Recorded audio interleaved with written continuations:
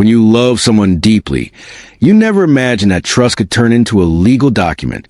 You never think that love, something pure, something genuine, could be reduced to terms, conditions, and signatures. But that's exactly what happened to me. My name is Ethan, and I thought I had met the love of my life, Emma. She was beautiful, smart, and ambitious. The kind of woman who made you believe that your world could be bigger, brighter, more meaningful. We met at a charity event of all places. She was helping organize a fundraiser for underprivileged kids, and I was there on behalf of my company. We started talking, and something just clicked. It felt natural, easy, and real. Over the next 3 years, we built what I thought was a solid relationship.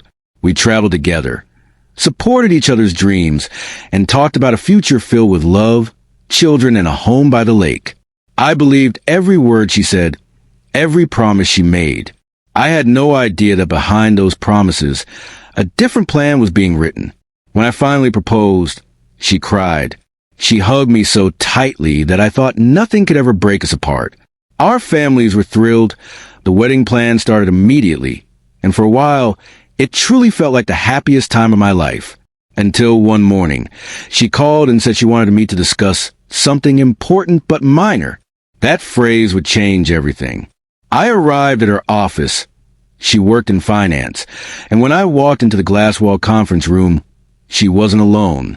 Sitting beside her was a man in a sharp gray suit, her lawyer. He smiled politely, but the moment I saw the stack of papers on the table, my stomach sank. "Ethan," she said softly, "this is just a small thing my parents asked for, a prenup. You understand, right? It's just to protect what I had before we met." Her lawyer slid the document toward me.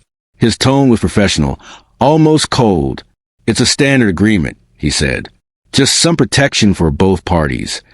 I opened it, and my heart began to pound. It wasn't standard. Not even close.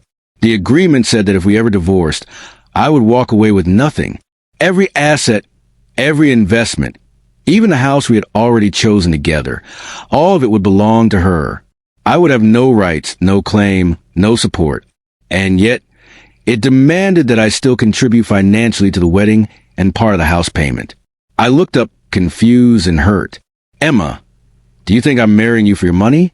She avoided my eyes. "Of course not," she whispered. "But my parents have been through a lot. They just want to be cautious." It wasn't her parents I was worried about. It was her silence, and how comfortable she looked while watching me read something that stripped away my dignity. I didn't argue. I just said I needed time to think. That night, I couldn't sleep. I kept replaying every moment of our relationship. Every "I love you," every promise. Every time she told me she trusted me completely. And now, I was supposed to sign a contract that treated me like a potential thief. By morning, I'd made my decision. But I wasn't going to react emotionally. I was going to respond intelligently.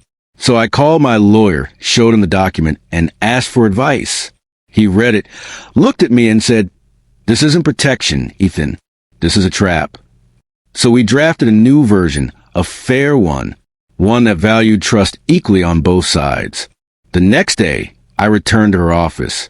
The same conference room, the same lawyer, the same papers between us, except this time I had my own. Before I signed anything, I said calmly, "I made a few adjustments." Her lawyer started reading. His face changed almost immediately. Emma looked at me, puzzled. "What is this?" she asked. "It's a mutual agreement," I said. "If one of us cheats, the other gets everything. If we both stay loyal, everything is shared 50-50, no matter who earns more. And if one person tries to manipulate the other, the entire contract becomes void." Silence. Her lawyer cleared his throat. "This isn't necessary," he said stiffly. I smiled. "Neither was yours." For the first time, Emma's face hardened. "Ethan, you're overreacting," she said. "This was just to protect me." "From what?" I asked quietly. "From the man who loves you, from the life we planned together." The truth started to show in her eyes, not guilt, but fear. Fear that her plan had failed. Her lawyer tried to intervene, saying, "Maybe we can come to a middle ground." But I stood up. "No, If love needs legal boundaries, then maybe it's not love at all. I walked out. For days, she didn't call, and I didn't reach out either. Part of me hoped she would realize what she'd done, that she'd see how deeply she had broken my trust. When she finally did call, her voice was trembling. "Ethan," she said, "I didn't mean to hurt you. My ex cheated on me and took everything. I just wanted to protect myself this time." I listened, but I couldn't ignore the truth. "You could have talked to me, Emma," I said. "You could have trusted me. But instead, you prepared for the end before we even began." There was a long silence before she whispered, "So that's it?" I said, "No, Emma, that's not it. That's the point where I stopped pretending this is love." And that was the last time I saw her. The engagement was quietly canceled. Her family tried to reach out, but I told them the truth, that their protection had cost their daughter the one person who loved her without conditions. It took months to heal. I doubted myself, questioned if I'd done the right thing. But over time, I realized something powerful. People who truly love you will never ask you to prove your loyalty with a signature. They'll trust you because your actions have already proven it. Sometimes, it's not about what the contract says. It's about what it reveals. And that prenup revealed something I couldn't unsee. It showed me that she loved security more than she loved me, that she wanted control, not partnership. Today, when I look back, I don't feel anger anymore. I feel gratitude. Because that day, I didn't just walk away from a bad deal. I walked away from a lifetime of imbalance, suspicion, and emotional debt. Love should never be a negotiation. It should be a commitment, built on trust and respect, not clauses and penalties.